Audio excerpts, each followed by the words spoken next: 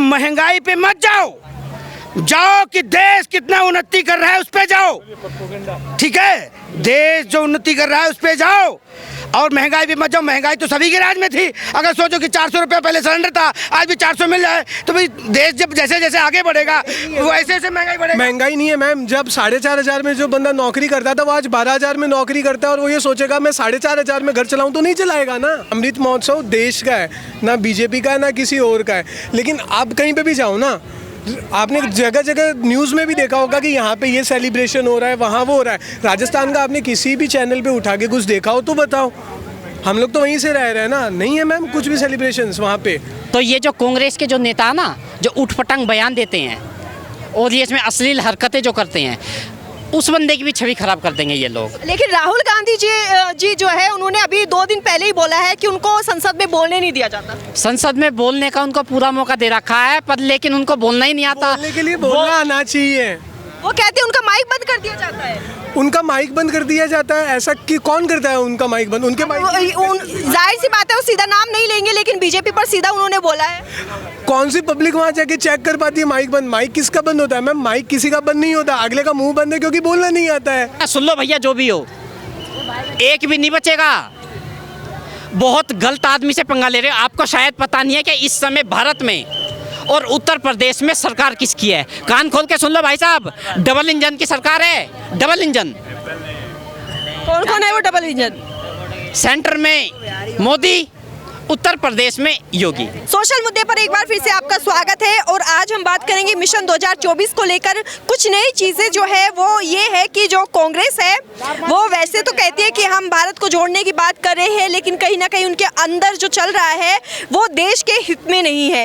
राजस्थान की अगर बात करें तो पूरे देश में 75वां अमृत महोत्सव मनाया जा रहा है, लेकिन कांग्रेस जो है वो राजस्थान में इस चीज को भी मनाने से इंकार कर रही है। उनका कहना यह है कि ये बीजेपी का चलन है, हम इसे नहीं अपनाएंगे। सर, जो देश के प्रति जो एक कर्तव्य होता है वो हर इंसान का होता है, हर भारतीय का होता है, उससे भी जो कांग्रेस है वो अलग थलग चली गई है। तो ये कहीं ना कहीं उनको जो भारत जोड़ो यात्रा है उसके बारे में आप क्या कहेंगे? ये जो भारत जोड़ो यात्रा जो निकाली है, इसकी पहल जो की है राहुल गांधी जी ने, ये मुझे ऐसा लग रहा है ये जो थोड़ी बहुत सीट इनकी बची हुई है, थोड़ी बहुत छवि जो बची हुई है ना, ये भी चली जाएगी। सर, अभी 80 साल के जो अस्तित्व को बचाने के लिए मल्लिकार्जुन खड़गे को मैदान में लेकर आए हैं। कहा जाता है उनका अस्तित्व काफ़ी स्ट्रॉन्ग है, तो क्या वो उनके अस्तित्व को बचा पाएंगे, कांग्रेस को बचा पाएंगे? मुश्किल है। और मुझे तो ऐसा लग रहा है अगर उनका अस्तित्व ठीक होगा भी ना, तो ये जो कांग्रेस के जो नेता है ना, जो उठपटांग बयान देते हैं और ये इसमें अश्लील हरकतें जो करते हैं, उस बंदे की भी छवि खराब कर देंगे ये लोग। लेकिन राहुल गांधी जी जो है उन्होंने अभी 2 दिन पहले ही बोला है कि उनको संसद में बोलने नहीं दिया जाता। संसद में बोलने का उनको पूरा मौका दे रखा है, पर लेकिन उनको बोलना ही नहीं आता। बोलने के लिए बोलना आना चाहिए। वो कहते हैं उनका माइक बंद कर दिया जाता है। उनका माइक बंद कर दिया जाता है, ऐसा कि कौन करता है उनका माइक बंद? उनके माइक जाहिर सी बात है वो सीधा नाम नहीं लेंगे, लेकिन बीजेपी पर सीधा उन्होंने बोला है। कौन सी पब्लिक वहाँ जाके चेक कर पाती है माइक बंद? माइक किसका बंद होता है मैम? माइक किसी का बंद नहीं होता, अगले का मुंह बंद है क्योंकि बोलना नहीं आता है। आपको क्या लगता है जो उन्होंने बोला है उससे आप कितना सहमत है? इन भाई साहब ने बिल्कुल अच्छी बात की है। बहुत आप कहाँ से हैं? मैं राजस्थान से हूँ। अरे राजस्थान की अभी हमने बात की थी अमृत महोत्सव की, क्या कितनी सच्चाई है इस बात? हकीकत यही है मैम कि उन लोगों को कोई भी चीज़ हो, आज 75 साल पूरे होने के बाद अमृत महोत्सव देश का है, ना बीजेपी का है ना किसी और का है। लेकिन आप कहीं पे भी जाओ ना, आपने जगह जगह न्यूज़ में भी देखा होगा कि यहाँ पे ये सेलिब्रेशन हो रहा है, वहाँ वो हो रहा है। राजस्थान का आपने किसी भी चैनल पे उठा के कुछ देखा हो तो बताओ। हम लोग तो वहीं से रह रहे हैं ना, नहीं है मैम कुछ भी सेलिब्रेशंस वहाँ पे। मैं एक बात बता देता हूँ आपको, जो हाल कांग्रेस का वहाँ उसमें हुआ ना पंजाब में, वो हाल इनका बहुत जल्द राजस्थान में भी होने वाला है। कांग्रेस में इतनी अच्छी, आप बीजेपी को ही क्यों चुनना चाहते हैं? आखिर क्या है बीजेपी में?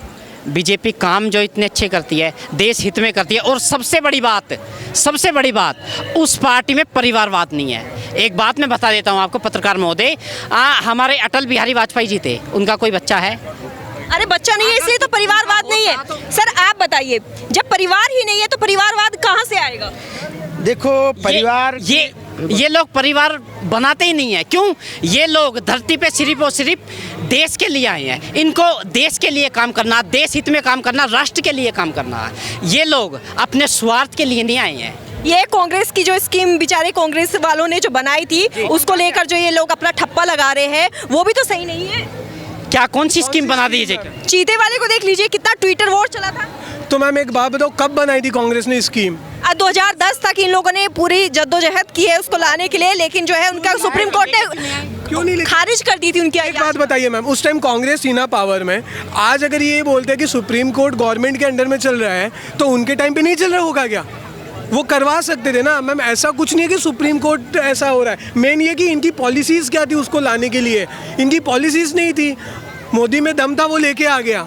सर ये जो महंगाई को लेकर जो बीजेपी पर सवाल उठ रहे हैं कि महंगाई और बेरोजगारी जो है वो बीजेपी ने लाकर रख दी है और बस ऊपर ऊपर का जो देश की तरक्की कर रही है उस पर काम हो रही है। महंगाई सभी के राज में थी, कोई एक अनोखा नहीं बीजेपी में महंगाई लेके आई है, ठीक है ना। तो महंगाई पे मत जाओ, जाओ कि देश कितना उन्नति कर रहा है उस पे जाओ, ठीक है। देश जो उन्नति कर रहा है उस पे जाओ और महंगाई पे मत जाओ। महंगाई तो सभी के राज में थी। अगर सोचो कि 400 रुपये पहले सिलेंडर था, आज भी 400 मिल जाए तो भाई देश जब जैसे जैसे आगे बढ़ेगा वैसे वैसे महंगाई बढ़ेगा। महंगाई नहीं है मैम। जब 4,500 में जो बंदा नौकरी करता था वो आज 12,000 में नौकरी करता है और वो ये सोचेगा मैं 4,500 में घर चलाऊं तो नहीं चलाएगा ना। पत्रकार महोदय, मैं एक बात बता देता हूँ आपको। मैं आज यहाँ पे आया हूँ ये इस पे इंडिया गेट पे, आप भी इंडिया गेट पे मौजूद हो। मैं पहले इंडिया गेट पे आता था ना, 2014 से पहले की बात कर रहा हूँ मैं, तो यहाँ पे लिखा होता था लावारिस वस्तु को हाथ मत लगाना। आज मैं वही चीज़ इंडिया गेट पे आके देख रहा हूँ कि कहाँ लिखा है ऐसा कहीं नहीं लिखा है। आज हम सेफ हैं। लेकिन सर वो तो आपकी सुरक्षा को लेकर है ना, वो तो सुरक्षा को लेकर था। नहीं सुनिए, मैं चाहे इंडिया गेट आऊँ या मैं सीपी जाऊं, कनॉट प्लेस जाऊं, दिल्ली के किसी भी एरिया में, यहाँ तक कि मैं मेट्रो में भी जिस समय सफ़र करता था, मेट्रो में भी यही लिखा होता था कि लावारिस वस्तु को हाथ मत लगाना, इसमें कुछ भी हो सकता है, बम भी हो सकता है, कुछ भी हो सकता है। पर लेकिन आज ना ही मुझे मेट्रो में कुछ ऐसा लिखा दिखता है और यहाँ पे मुझे अभी तक तो ऐसा कुछ लिखा दिखा ही नहीं है कि लावारिस वस्तु को हाथ नहीं लगाना। आपने नेशनल क्राइम ब्यूरो की जो रिपोर्ट है वो देखी है? जी, क्या है उसमें? यूपी का देखा आपने स्थान कौन सा है क्राइम के मामले में? एकदम जीरो है। नंबर 1 पर जो है सुनिए, जितने भी क्रिमिनल है ना खुद जाके सरेंडर कर रहे हैं। क्यों? उनको पता है कि अगर ज़रा भी क्राइम कर दिया ना तो अगले दिन बुलडोजर आके घर के सामने खड़ा हो जाएगा। जानते हो ना बुलडोजर बाबा? बुलडोजर आने में टाइम नहीं लगता है। 10 बुलडोजर हैं जो सिर्फ इसी काम के लिए योगी आदित्यनाथ जी ने लगाए हुए हैं, तैनात किए हुए हैं, 24 घंटे तैनात रहते हैं। लेकिन जो रिपोर्ट आई है वो कुछ और कह रही है। वो कह रही है कि जो उत्तर प्रदेश है वो नंबर 1 पर है, उसके बाद पंजाब, फिर पटना, बिहार, महाराष्ट्र, पश्चिम बंगाल, इतने सारे स्टेट के जो है वो क्रिमिनल के मामले में अपनी जगह बना रहे हैं। आपको नहीं लगता कि इस पर सरकार को काम करना चाहिए? यूपी के क्राइम से हर कोई वाकिफ़ है, आप सभी को पता है कितना कुछ हुआ है यूपी में, अभी ज़्यादा दिनों की बात नहीं है। यूपी में मैं मानता हूँ बहुत कुछ हुआ है। देखो, ऐसा नहीं है कि सभी आदमी को खुश किया जाए। कोई भी गवर्नमेंट आ जाए, मोदी आ जाए, योगी आ जाए, कोई भी आ जाए, सभी को तो खुश किया नहीं जा सकता। मैं कहीं ऐसा तो नहीं है कि जो अपराधी है जो खुद सरेंडर कर रहे हैं वो बीजेपी का कोई प्रोपेगेंडा तो नहीं है? ऐसा कोई प्रोपेगेंडा नहीं है। अपराधी होता है, चाहे वो हिंदू हो, मुस्लिम हो, कोई भी हो, चाहे वो। अगर इतना ही खौफ है सर तो इतने अपराध बढ़ कैसे? था, एक मिनट, विकास दुबे था, सबसे बड़ा क्रिमिनल था वो वहाँ का। आप लोग जानते हैं किस तरीके से पुलिस कर्मियों के ऊपर दिन दहाड़े गोलियां चलवा दी थी उसने, लेकिन क्या अंजाम हुआ, क्या सज़ा मिली उसको? जिस तरीके से हमारे पुलिस कर्मियों को गोली मारी गई उसी तरीके से वहाँ पे उसका इनकाउंटर हुआ और उसकी जितनी भी ज़मीन थी, जितनी भी ज़मीन के ऊपर उसने कब्ज़ा किया हुआ था, जो भी अवैध निर्माण किए हुए थे, उनको ध्वस्त किया गया है और वहाँ पे सरकारी सुविधाएं बनाई गई हैं। तो सर ये सिर्फ बड़े बड़े जो गैंगस्टर हैं वो ही क्यों सुर्खियों में आते हैं? जो छोटे छोटे अपराध होते हैं, जो घर में घुसकर दुष्कर्म किए जाते हैं, गोली मारी जाती है, उन पर एक्शन नहीं होता है? बड़े बड़े अपराधी तो छोटे छोटे अपराधियों को पनाह देते हैं। इनको रास्ता कौन दिखाता है? छोटे छोटे जो अपराधी जो चोरों चक्के होते हैं, जैसे अब मैं दिल्ली में बोलूँगा कि हाँ इसमें जेब कतरे वगैरह, इनको पनाह कौन देता है? बड़े लेवल के जो अपराधी हैं ना, जैसे विकास दुबे जैसे, ऐसे लोग इन लोगों को पालते हैं मैडम। और इसीलिए यही कारण है कि अपराध उस लेवल तक पहुंच जाता है। अब मैं आपको बता देता हूँ, बिहार में आज जंगल राज है। बिहार की महिलाएं सुरक्षित नहीं है। गोलीकांड में भी बीजेपी पर ही इल्जाम लगाया है, बिहार की अगर बात हुई है तो। गोलीकांड में कौन से वाले गोली? जो चौराहे पर गोलीकांड, जो बाइक पर सवार होकर अपराधियों ने गोली बरसाई थी, 10 लोग घायल हुए थे। वो कहाँ पे हुआ था? बिहार में हुआ था वो। तो बिहार में किसकी सरकार है?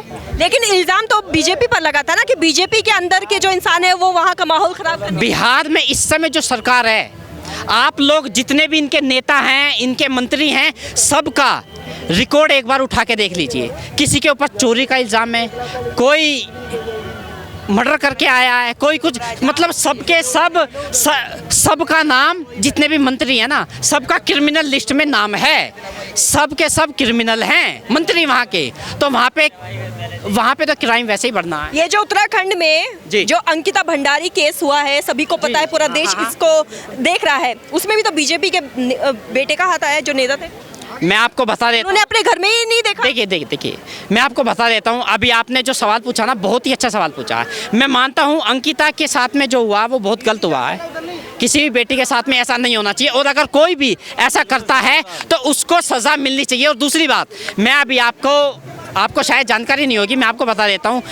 भारतीय जनता पार्टी ने जो नेता था, उस नेता को निष्कासित कर दिया है। सर, निष्कासित करना कोई हल नहीं है। अगर आपके घर में इस तरह के क्रिमिनल बन रहे हैं, सर आप देखिए, आप युवा है, मैं आपसे बात करती हूँ कि जिस तरह से हमारे ही घर में क्रिमिनल बन रहे हैं, जैसे बीजेपी पार्टी में जो उनके बेटे ने किया है, उन्होंने अपनी बेटी खो दी है। सर, इसके बारे में कोई उनका दुख दर्द समझ सकता है?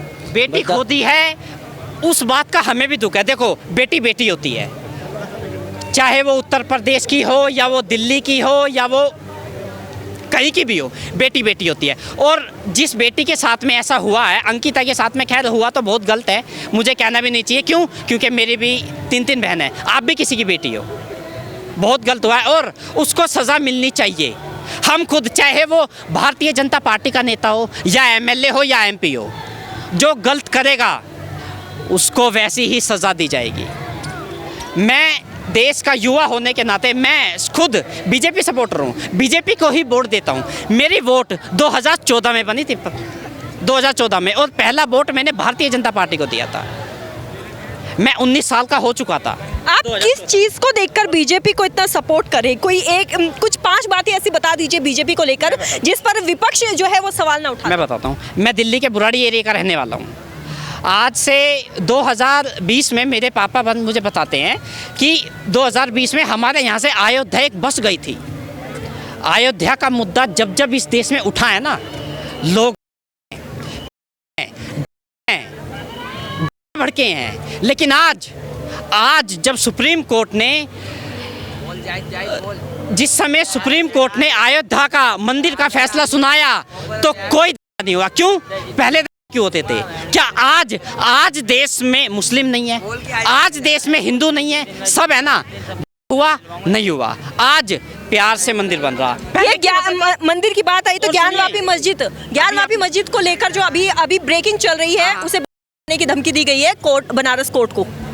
ये फैलाने का नहीं है, हो सकता है, लगता नहीं है कि फैसला आएगा तो हो जाएगा। ये जो धमकी देने वाले हैं ना, इनको बुलडोजर का खौफ नहीं है। जिस दिन इनके घर के सामने बुलडोजर आके खड़ा हो जाएगा ना, उस दिन इनको पता लग जाएगा। सर, हर चीज का हल बुलडोजर नहीं होता है। देखिए, मैं बताता हूँ, ये इन लोगों ने गरम खून हो जाता है, क्योंकि कुछ युवा ऐसे हैं गरम खून हो जाते हैं जो जवानी के जोश में बोल देते हैं। इन लोगों ने बोल तो दिया, लेकिन इन लोगों को ये नहीं पता कि वहाँ पे योगी आदित्यनाथ जी की सरकार है। 1 मिनट नहीं लगेगा इनको, ये तड़ी पार हो जाएंगे। जो लोग आने की धमकी दे रहे हैं ना, सुन लो भैया, जो भी हो, एक भी नहीं बचेगा। बहुत गलत आदमी से पंगा ले रहे हो। आपको शायद पता नहीं है कि इस समय भारत में और उत्तर प्रदेश में सरकार किसकी है। कान खोल के सुन लो भाई साहब, डबल इंजन की सरकार है। Double engine. कौन है वो डबल इंजन? सेंटर में मोदी, उत्तर प्रदेश में योगी, उसको बोलते हैं डबल इंजन। अब उन लोगों ने, उन भाइयों ने बोल तो दिया, जो भी थे वे, मैं नहीं जानता हिंदू थे या मुस्लिम थे, कोई भी थे, लेकिन हाँ, अगर देख रहे होंगे तो सुन लेंगे कि भैया छोड़ दो इस चीज़ को। ज्ञानवापी, पहले तो मैं आपको एक बात बताते हूँ, ज्ञानवापी ये एक संस्कृत का शब्द है। किसी भी मस्जिद का नाम ज्ञानवापी हो सकता है भला? आप खुद बताइए। ज्ञानवापी एक संस्कृत का मुद्दा ये नहीं है कि वो मंदिर है या मस्जिद है, मुद्दा ये है कि अगर 1% होता है तो उस जो जाने जाएगी उसके जिम्मेदार कौन होगा? उसका जिम्मेदार देखो, पहले तो ये है कि हमारी सरकार को अगर इस तरीके की कोई धमकी आई है या मिली है प्रशासन को, तो हमारी सरकार को अलर्ट हो जाना चाहिए। अभी आपने देखा होगा कि पीएफआई के ऊपर जब बैन लगा तो दिल्ली में ही शाहीबाग में आज ही शाहीबाग में धारा 144 लागू की गई है और प्लस वहाँ पे ड्रोन से निगरानी की जा रही है। इसी तरीके से ज्ञानवापी में भी कोर्ट के ऊपर और ज्ञानवापी मंदिर के ऊपर भी ड्रोन से नज़र रखी जाएगी। तो चलिए, ये हमारे साथ ही जिन्होंने बहुत सारे मुद्दों पर हमसे बातें की और अपना विचार रखे हैं, उन्होंने बताया है। तो हम लोगों ने बात की है आज बहुत सारे मुद्दों पर, बीजेपी के बारे में बात की है, कांग्रेस के बारे में बात की है और जो अभी जो चला है ज्ञानवापी मस्जिद उसको भी लेकर बात की है। और बने रहिए हमारे साथ और देखते रहिए सोशल मुद्दा और अपना ध्यान रखिए और तब तक के लिए नमस्कार।